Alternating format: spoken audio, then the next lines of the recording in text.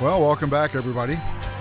I wasn't going to do this. It is really late at night. It's really early in the morning. It's about 15 to 3. I wasn't going to do this tonight.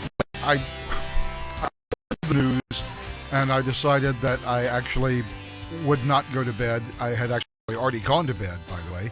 I was in bed with 2 dogs, and I saw the news, and I saw a couple of videos on it, and I thought, you know what, I'm going to go ahead and address it. I have to do it before I go to bed. Bioware and EA announced today that there will be no further patches for Mass Effect Andromeda for single player. There will also be no DLC coming up for Mass Effect Andromeda. Essentially, what Bioware and EA announced today is that as of now, less than 6 months after Mass Effect Andromeda was released, it has dropped out of support. So we're at patch 1.10. The game still has glitches and what have you.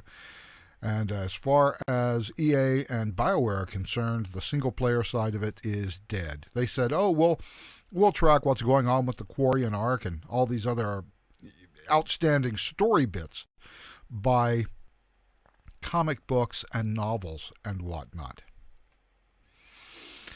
This is not good news. This game was a disaster for BioWare and a disaster for EA. They took what was, at least at one time, the flagship IP owned by BioWare, and they managed to destroy it by giving it over to Montreal. And, we've all heard about, at this point, the horrible development cycle that it went through, the problems they had with Frostbite, the personnel turnover. Everything that could go wrong with a video game went wrong. Effectively, this was a AAA game that had about a 15-month actual development cycle, and that wasn't enough.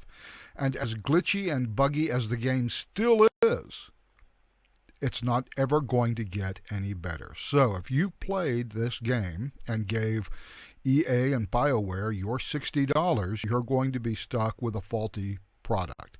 I can't imagine any other product that is of such bad quality that you buy with a AAA price that you would not have some sort of recourse for a refund to get your money back because it's an unsatisfactory product.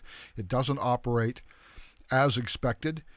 Anything else, this would be a Federal Trade Commission complaint, and ultimately there would probably be a recall and they would have to give your money back. Funny, games don't work that way.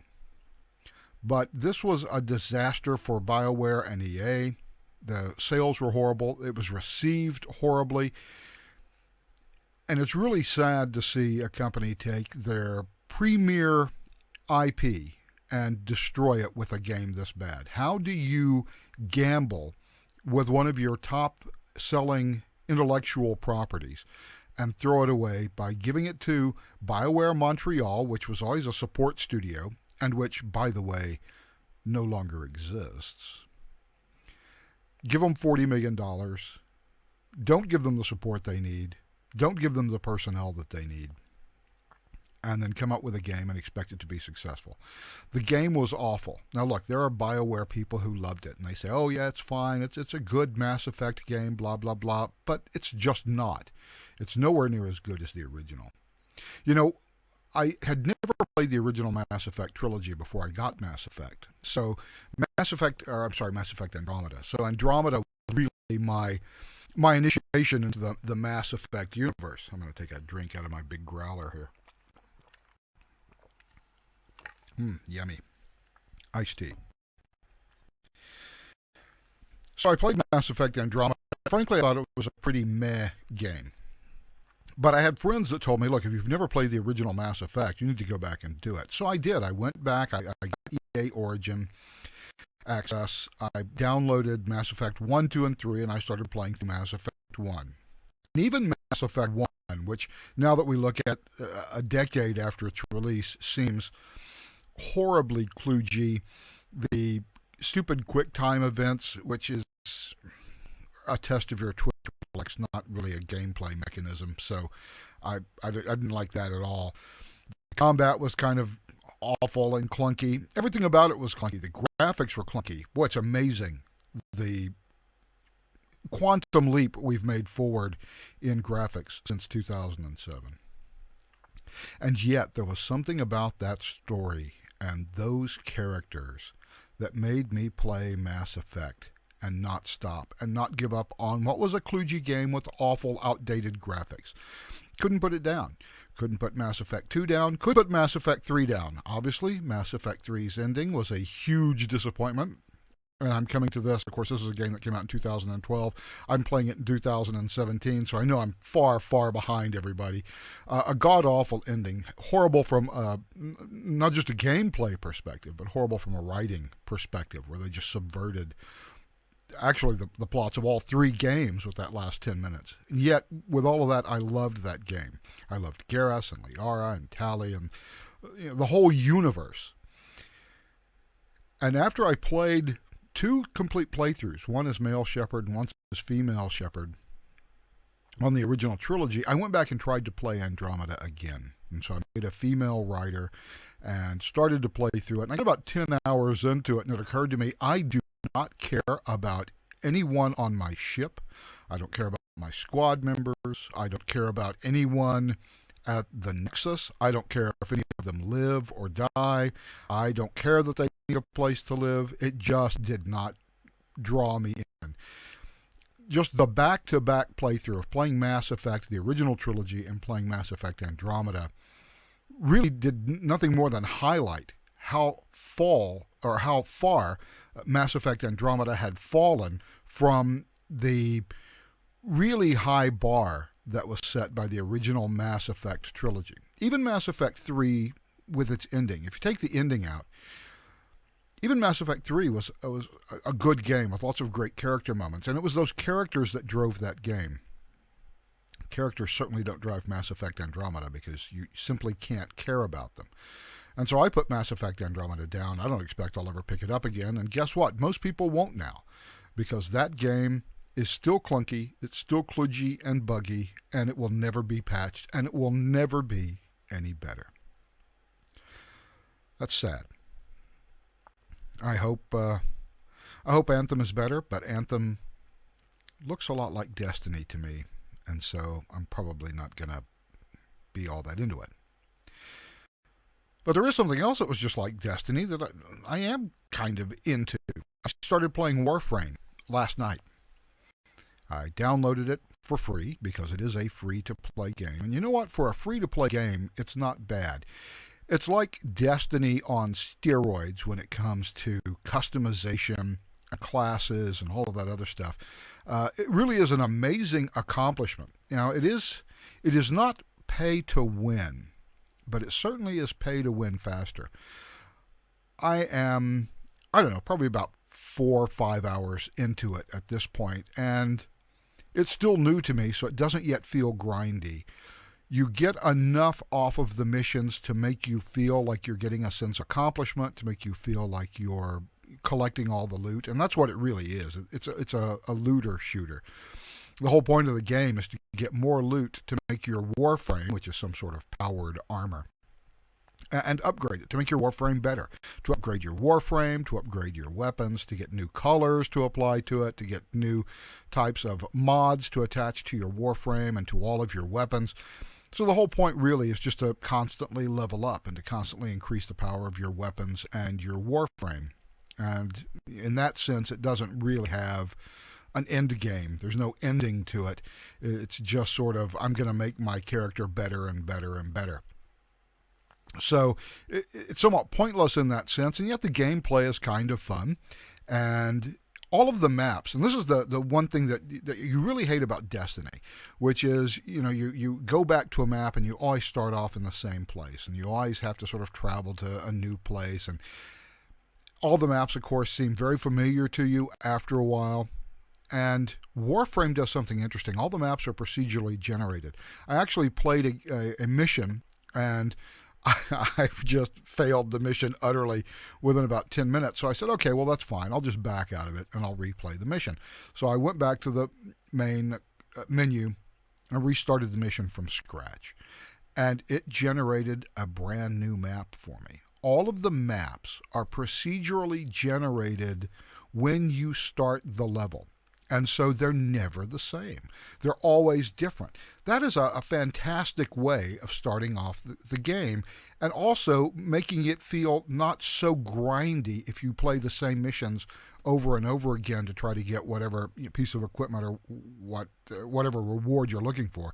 If you have to replay the mission, or you get killed too many times and you have to restart it, fine, because you're not going back to the same place. Some of it will look familiar, and some of the pieces look familiar between the missions because they have all of these procedurally generated bits that get thrown in to create a new map. But the maps themselves, the levels themselves, are always different, and they're always unique. And so that's really an interesting way of doing it. And for a free-to-play game, it hasn't been bad. It's a little glitchy still. And I know that technically it's still in beta, but when you have a couple of million players, and by the way, it's always one of the top 10 games on Steam. And it's been out for about 3 years now, so saying that you're still in beta is a bit of a stretch. And I ran into a couple of glitches that caused me to restart missions.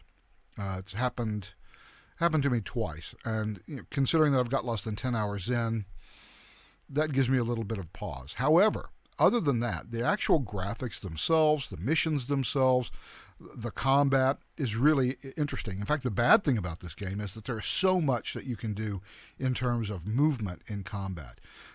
So many different combinations of things that you can do. And the mod system is insane. There are probably millions of different permutations of things that you can do in the mod system. And the other drawback, besides the occasional glitch that I've run into, is the fact that none of this stuff is explained very well. The in-game tutorial is kind of sketchy. There is a codex that you can read, but even the codex seems a bit sketchy. It just gives you the bare basics. And there are so many things that you can do just in terms of movement that it's a little daunting when you first start playing the game. So there's a pretty steep learning curve to it, but it's very sophisticated. For a free-to-play game, it really has a lot going for it. And I'm surprised that it really doesn't feel as grindy as I expected it to feel. Helped out a lot, of course, by the fact that you go to different maps even when you replay the same mission. So I think I'd recommend it. I mean, if you have nothing else to do, and we're kind of in the doldrums right now. It's the end of summer. It's in August. We're not going to get any good AAA games, I guess, until the end of September, 1st of October. We've got Wolfenstein 2, the new Colossus coming out. We've got Red Dead 3 coming out. Call of Duty World War II. The new Assassin's Creed Origins is coming out. We have all of this stuff, but this stuff doesn't hit until the fall. We're kind of in that 2 or 3 month doldrum period at the end of summer, first part of fall, where there are no great games coming out. And if you find yourself in a doldrum and you don't want to replay something you've already played 1,000 times, I suggest that you go in and download Warframe for free and start playing through. For a free-to-play game, it is really impressive, the depth and the level of sophistication. Yes, still a little glitchiness here and there. And yes, it has a big learning curve to get started. And I'm, I guess, still on the sort of the upward slope of that curve. But I'm pretty impressed with it. And it's one of those kind of games that, because it's not really story-based, it's really more of a level-based game. It's one of those things that whenever you don't have anything else to do, you can come back and play. So if you find yourself in sort of a gaming doldrum as we enter this slack period of the year, maybe Warframe is the game for you. And finally, we got to talk about Nazis. I hate those guys. We heard a lot about this Charlottesville thing going on this weekend, where the Nazis all got together, the white supremacists, and then Antifa showed up as sort of a counter-protest, and there was violence. A young woman was murdered. Pretty tragic stuff. And all we've heard for the last week is Nazis, Nazis, Nazis. I think we need to take a step back and think a little more clearly about both Nazis and Antifa. Now, my grandfather was on a landing ship in World War II, and he was on the beaches at the D-Days of North Africa in 1942, Sicily, Anzio, and Salerno in 1943, and Omaha Beach, where his ship got hit, and he actually had to hit the beach with an old Springfield rifle in 1944 on D-Day, June 6th. About 600,000 Americans died fighting the Nazis and destroying the Nazi regime in Germany. So I'm not a big fan. Nazism is as anti-American an ideology as you can imagine. Yes, America has a really poor history when it comes to race. From the end of the Civil War to the Civil Rights Act of 1964, equal rights in this country was far more honored in the breach than the observance. I understand this, and yet we were not Nazi Germany. And ultimately, the history of this country from 1776 until 2017 has always been, however slow and hesitant we were at it, has always been to increase the civil rights for everyone in this country. It was always the ideal of America, an unrealized ideal for too many years from our perspective. And yet ultimately, the point of America is to build a society where everyone is equal before the law. Men, women, white, black, brown, whatever. That has been the path that this country has taken since the very beginning.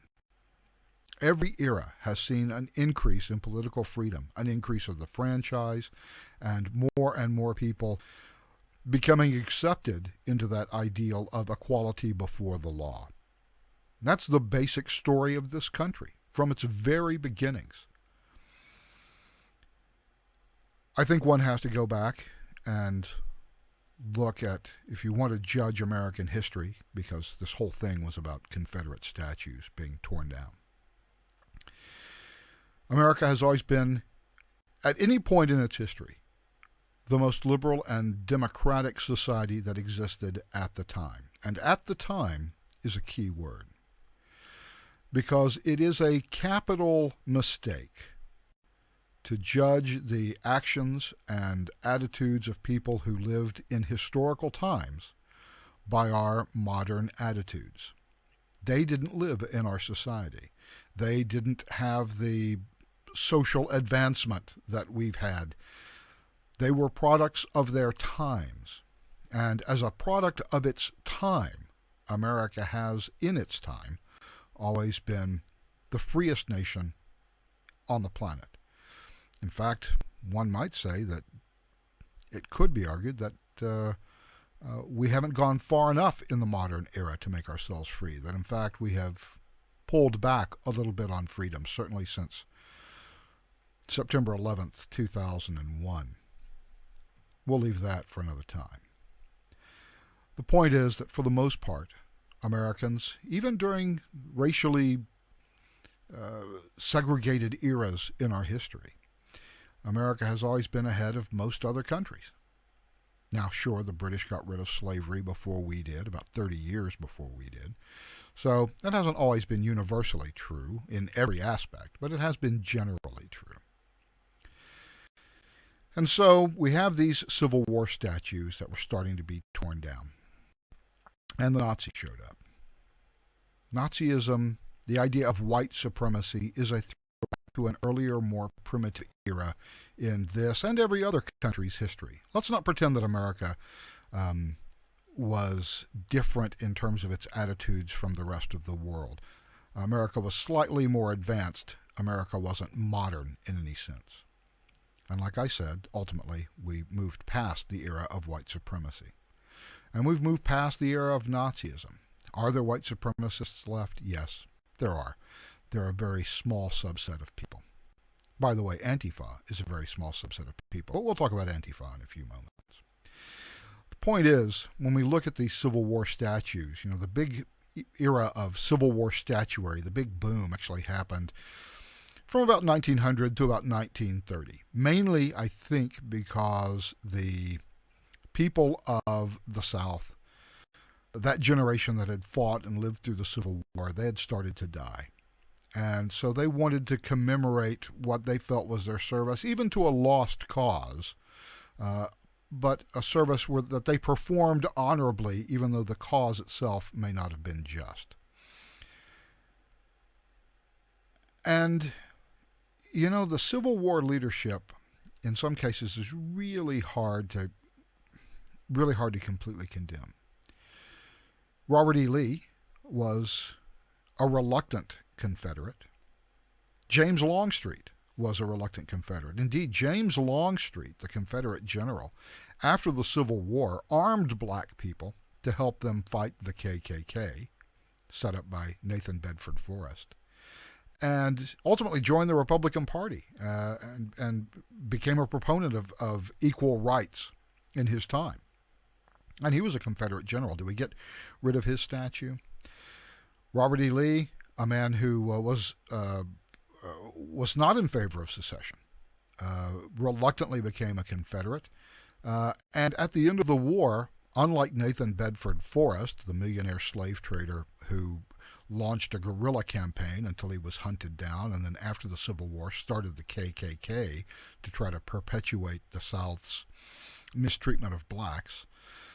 Unlike Nathan Bedford Forrest, Robert E. Lee, when the war had been lost, surrendered and did not try to drag things out. The war was fought as a force-on-force conflict following the laws of war. It was fairly honorably conducted on all sides. And so when that generation started to die, they wanted some statuary to commemorate their service in that conflict. It was something that Shelby Foote, by the way, the great historian of the Civil War, called the settlement, which was the South would accept incontrovertibly that their cause was wrong and that they had lost the war, and the North would celebrate the honor with which that conflict was fought equally with the South, and would not prevent them from having this sort of statuary and these sort of commemorations of Confederate leaders. And that was going to keep the peace, and it did keep the peace in this country. Today, however, we look back at these Civil War people as being particularly evil. In fact, Thomas Jefferson, a slave owner, we've now had calls from Al Sharpton to get rid of the Jefferson Memorial, which I suppose means that sooner or later George Washington is on the block, because he definitely was a Virginia slave owner as well. We forget that at the time, slavery had been legal in all societies at all times.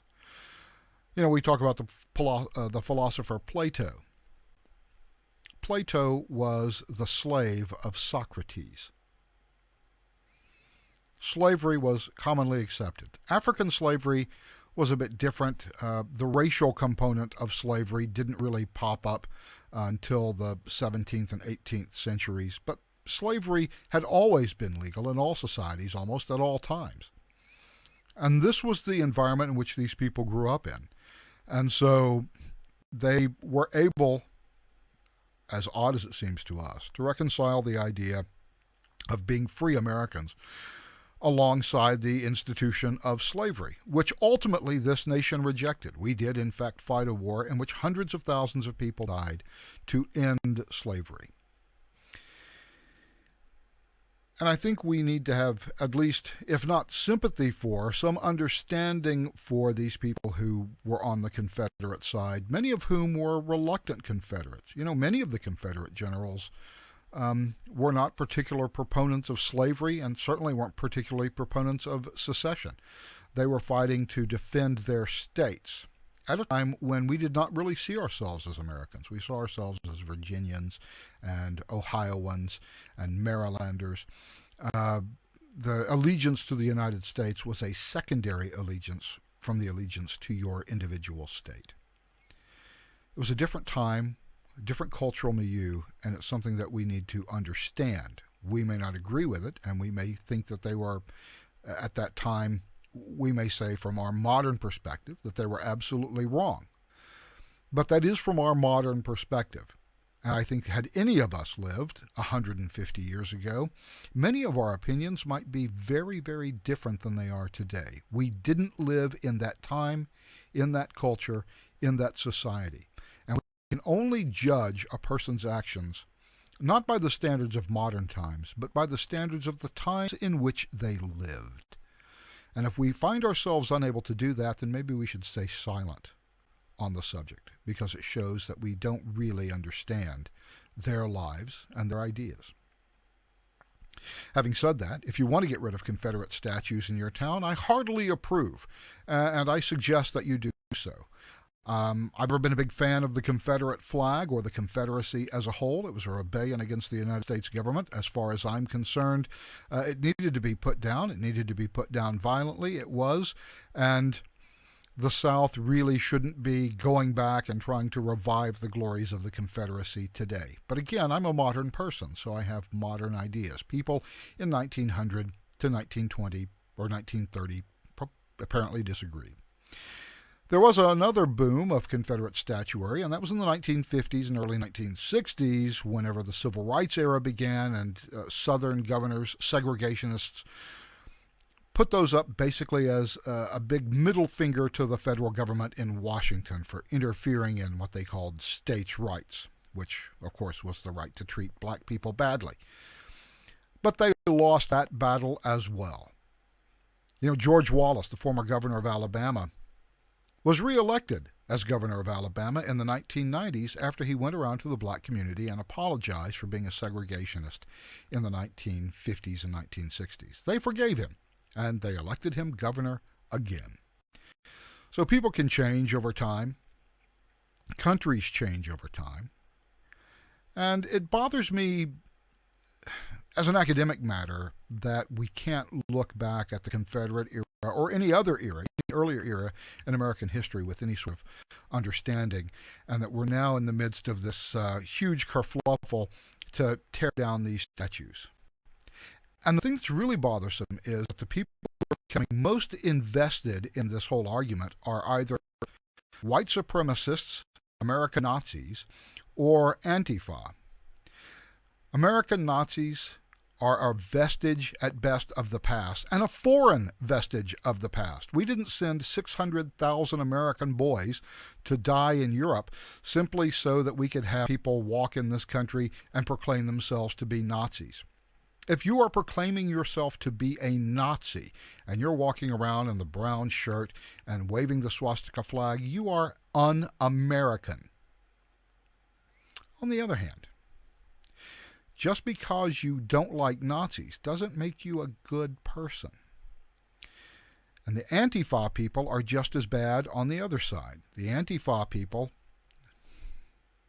are basically, at best, anarchists and at worst, communists who intentionally go and foment violence. Yes, the Nazis went there prepared to fight, but you know what? So did Antifa. One of the things I was taught in first or second grade was that when people say something, no matter how it doesn't give you the right to punch them in the face. Speech is not violence. And even though we don't like Nazi speech, we have a First Amendment in this country that gives them the right to spout their vitriolic, horrible philosophy. And we can be comforted in the fact that the number of actual Nazis in this country and the number of white supremacists in this country are pretty small. They're a tiny, tiny, tiny group of mouthy losers. And the people who are in Antifa, who show up with their black hoods and masks and clubs, and in the case of that one professor, a bike lock to beat people with whom they disagree, is also a very small and a small group of mouthy losers. They're both a small group of mouthy losers. And by the way, the Antifa people are un-American as well. Let me say this clearly. Just because you're against Nazis and because you want to fight Nazis doesn't make you a good person. Joseph Stalin didn't like Nazis either.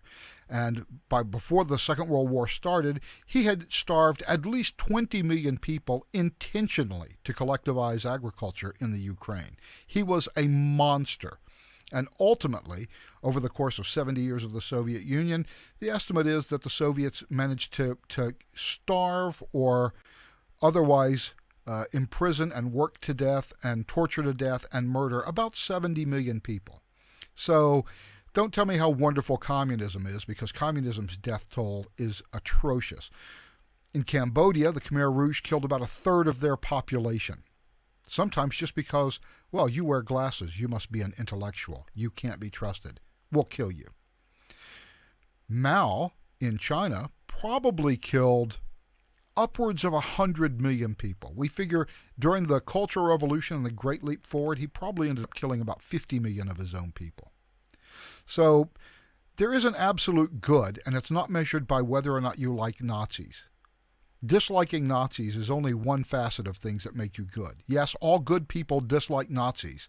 All people who dislike Nazis aren't good. And the Antifa people have a history in this country, a very recent history over the last couple of years, of showing up whenever anyone, and I'm talking about people who are mainstream conservatives like Ben Shapiro, or even maybe a little more hardcore conservatives like Ann Coulter or Gavin McInnes. The Antifa people have a history of showing up and starting riots to prevent them from speaking, to prevent people from hearing their views. If you're having a riot to prevent people from hearing views you don't agree with, you're a Nazi too. You're just the other side of the Nazi coin. Both of these, like I said, are very small groups. And because they're very small groups, we should mainly ignore them. Let them go back to their houses and pleasure themselves to pictures of Adolf Hitler or Joseph Stalin or Vladimir Lenin and call it date night. Because we don't need to really listen to them or to try to understand their concerns. They're not good people. They're un-American. And they're a tiny portion of the electorate.